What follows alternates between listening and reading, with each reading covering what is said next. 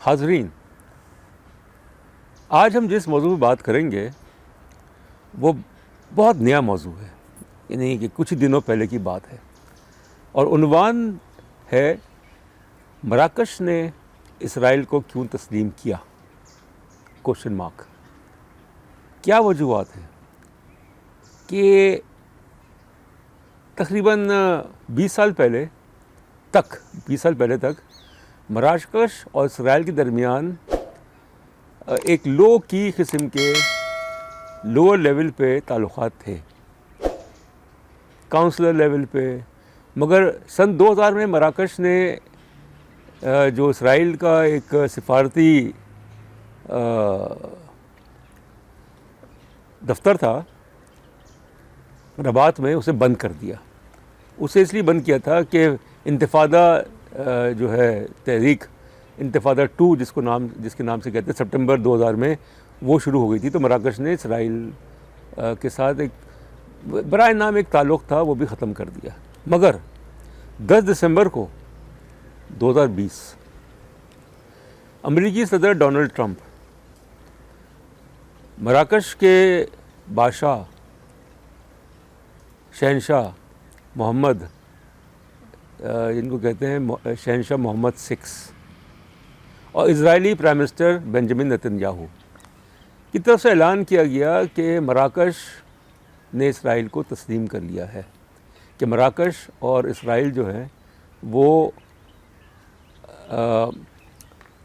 سفارتی تعلقات جو ہیں وہ عنقریب قائم کریں گے، اور دونوں ممالک درمیان ڈائریکٹ فلائٹس جو ہیں وہ بھی شروع کی جائیں گی۔ ہمیں یہ بھی دیکھنا ہے کہ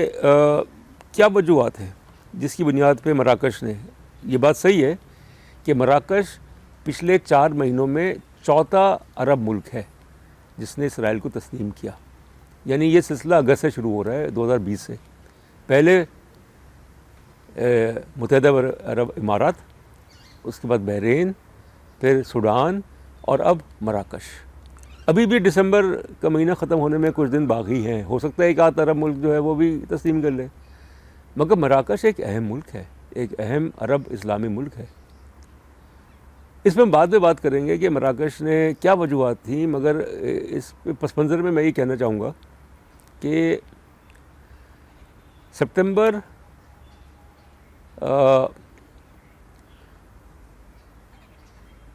1969 سپٹمبر 69 کو رباط میں پہلی اسلامی سربراہی کانفرنس ہوئی تھی، جس نے OIC کی بنیاد ڈالی، آرگنائزیشن آف اسلامک اسٹیٹس۔ اس زمانے میں وہ مراکش میں ہوئی تھی، تو پاکستان نے بھی شرکت کی تھی اور ممالک نے بھی کی تھی، اور وہ کانفرنس اس لیے ہوئی تھی سپٹمبر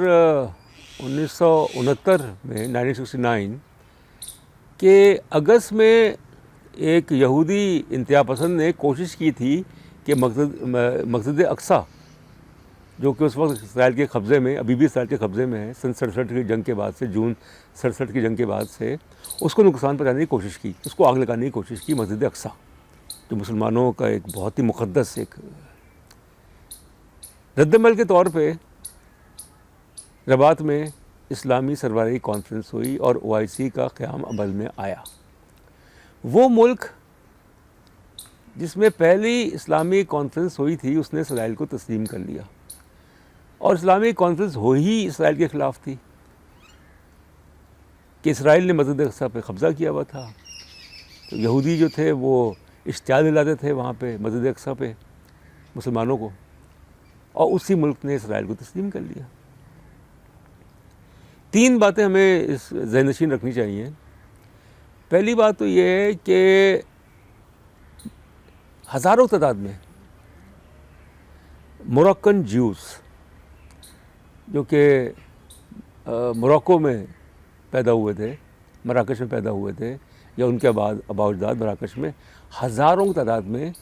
انہوں نے ہجرت کی جب اسرائیل وجود میں آیا 1948 کو، وہ اسرائیل چلے گئے، مگر ان کے روابط مراکش کے ساتھ رہے۔ وہ بڑے خوش ہیں، جو یہودی موراکن جیوز ہیں، بڑے خوش ہیں کہ اسرائیل اور مراکش کے درمیان جو سفارتی تعلقات اور پھر تجارتی تعلقات اور پھر جو ڈائریکٹ فلائٹس ہیں وہ بھی شروع ہوں گی. دوسری بات یہ ہے کہ مراکش نے بھی دیکھ لیا ہوگا کہ جب مراکش دوسرا ملک ہے شمالی افریقہ کا مصر کے بعد جس نے اسرائیل کو تسلیم کیا ہے. مصر نے اسرائیل کو تسلیم کیا تھا 1979 میں 1979 میں کیمپ ڈیوڈ اکارڈس کے بعد, اور مراکش نے اب کیا ہے. تونسیا, لیبیا, الجیریا شمالی افریقہ کے ممالک ہیں, انہوں نے اسرائیل کو ابھی تک تسلیم نہیں کیا. تو یہ جو پالیسی جس کی وجہ سے مراکش نے اسرائیل کو تسلیم کیا, اس میں امریکہ کا کردار بڑا واضح ہے. خاص طور پہ جو امریکی صدر ڈونلڈ ٹرمپ, ان کے جو سن ان لا ہیں جیریڈ کرشنر, جو کہ ایک سینئر پالیسی ایڈوائزر مشرق وسطیٰ کے. اب تو وہ حکومت ختم ہو رہی ہے ٹرمپ ایڈمنسٹریشن کی, مگر جاتے جاتے بھی جیریڈ کرشنر نے بڑا کام کر دیا کہ چوتھا عرب ملک جس نے اسرائیل کو تسلیم کیا. تو ان کا اس میں کردار ہے مراکش کو کنونس کرنے میں, مراکش کو راضی کرنے میں کہ وہ اسرائیل کو تسلیم کر لے. مگر مراکش نے اسرائیل کو بلا وجہ تسلیم نہیں کیا. اس نے اپنا ایک مفاد رکھا امریکہ کے سامنے کہ جو مغربی صحرا کا علاقہ ہے, اسپینش صحرا جس کو کہتے تھے اسپینش صحرا, بعد میں اسپین کا جب انخلا ہو گیا وہاں سے سن 75 کو, مغربی صحرا اس پہ مراکش کا قبضہ ہو گیا, جس کو کہ الجیریا نے اس کی مخالفت کی اور پولیساریو فرنٹ جو ہے اس کی حمایت کی کہ مغربی صحرا جو ہے وہاں سے مراکش کو نکالا جائے, کہ مغربی صحرا ایک الگ ملک بنے. موریتانیہ نے بھی حمایت کی, مگر مراکش جو ہے اس نے مغربی صحرا پہ قبضہ کیے رکھا. ٹرمپ ایڈمنسٹریشن نے جو ڈیل ہوئی جس کی وجہ سے مراکش نے اسرائیل کو تسلیم کیا, امریکہ نے مغربی صحرا میں مراکش کا جو نظم کی جو حکومت ہے, جو حکمرانی ہے, اس کو تسلیم کر لیا ہے کہ مغربی صحرا جو ہے وہ مراکش کا حصہ ہے. یہ قیمت جو ہے وہ ادا کی گئی, اور یہ کہا گیا کہ مراکش جو ہے وہ مغربی صحرا کو ایک طرح کی خود مختاری دے گا, مگر وہ مراکش کا حصہ ہوگا. اور وہ علاقہ مغربی صحرا جو ہے وہ معدنیات سے مالا مال ہے, بہت ساری معدنیات وہاں پہ. تو یہ ایک طرح سے مراکش کو کی ایک فتح ہوئی اپنے مفاد میں کہ مغربی صحرا کو امریکہ نے مراکش کا حصہ تسلیم کر لیا. جب مراکش نے یہ قدم اٹھایا اسرائیل کو تسلیم کرنے کا, تو مراکش کے جو حکمران ہیں انہوں نے جو فلسطینی آزادی کی تحریک یعنی پیلسٹینین لبریشن آرگنائزیشن, آزادی کی تنظیم, محمود عباس, ان سے رابطہ کیا اور ان کو بتایا کہ مراکش جو ہے وہ اسرائیل کو تسلیم کر رہا ہے. تو یہ ظاہر کرنے کی کوشش کی کہ مراکش نے PLO کو ایک طرح سے اعتماد میں لیا, اور پھر یہ بھی کہا گیا کہ مراکش جو ہے وہ کسی قیمت پہ بھی اپنے اصولی موقف سے دستبردار نہیں ہوگا کہ فلسطین کا مسئلہ حل کیا جائے, کہ ایک فلسطینی ریاست جو ہے وہ وجود میں لائی جائے, ایسی ریاست جو کہ وائبل ہو, جس کا دارالحکومت جو ہے وہ مشرقی جیروسلم ہو, ایسٹ جیروسلم. کچھ بھی نہیں ہوا, بلکہ اسرائیل نے تو مغربی کنارہ جو ہے اس میں تو لاکھوں کی تعداد میں یہودی بستیاں, لاکھوں کی تعداد میں یہودیوں کو بسا دیا ہے, کئی درجن یہودی بستیاں. اس نے اپنی گرفت جو ہے وہ مغربی کنارے میں جو جس پہ وہ قابض ہے, اور مسجد اقصیٰ جیروسلم اس پہ قابض ہے. اس نے تو کوئی کنسیشن وغیرہ نہیں دی, صرف دکھانے کے لیے متحدہ عرب امارات کو یہ کہا کہ بھئی کہ وہ جو جوئش سیٹلمنٹس ہیں مغربی کنارے میں وہ مزید نہیں بنائے جائیں گی. یعنی اس نے بڑا احسان کیا فلسطینیوں پہ. مگر دیکھا جائے کہ عملاً نتن یاہو کی حکومت جو ہے وہ ایک نسل پرستانہ حکومت ہے, اور اس نے کوئی کسر نہیں چھوڑی فلسطینین نسل کشی جینوسائیڈ میں، چاہے وہ غزہ میں ہو چاہے وہ مغربی کنارے میں ہو۔ تو یہ کہنا کہ مراکش جو ہے وہ اپنے اصولی موقف سے دستبردار نہیں ہوا ہے، یہ صرف اور صرف میرے خیال میں ایک ریٹرک ہے، لفاظی ہے۔ اسرائیل کو بہت تقویت ملے گی کہ مراکش نے اس کو تسلیم کر لیا ہے، اور پھر اس کے علاوہ پوری عرب دنیا میں عجیب عجیب چیزیں ہو رہی ہیں جس میں سازشی قسم کے تصورات بھی ہیں، تھیریز بھی ہیں، کہ ایک بہت بڑا شہر جو ہے سعودی عرب بسا رہا ہے نیون کے نام سے، جو کہ مصر، اردن اور اسرائیل کے بہت نزدیک ہے، بحر احمر پہ، اور وہ جو شہر ہے جس کا رقبہ تقریباً 3000 کلومیٹر ہے، وہ شہر بن جائے گا 2030 تک، اور اس کی کل لاگت جو ہے وہ $500 ارب ہوگی، اس میں یہ شہر بنے گا نیون کے نام سے، بحر احمر کے کنارے پہ، جس کی سرحدیں جو ہیں مصر، اسرائیل، اردن سے ملتی ہیں۔ تو وہ شہر بنایا جا رہا ہے، اور اس میں جو وہاں کے مقامی لوگ ہیں، جو بدو جو قبائل ہیں، ان کو وہاں سے نکال دیا گیا ہے۔ ایک جدید ترین شہر بن رہا ہے، اور پرنس محمد بن سلمان جو کہ ولی عہد ہیں سعودی عرب کے، ان کی سربراہی میں۔ اور کون بنا رہا ہے؟ کس کے پاس ٹھیکے ہیں؟ یہودیوں کے پاس، کہ اس کی آڑ میں ایک عظیم تر اسرائیل کا نقشہ سامنے آتا ہے، جس میں مصر کا حصہ، سعودی عرب کا حصہ، اردن کا حصہ، پورا لبنان، شام شامل ہے۔ اور اس شہر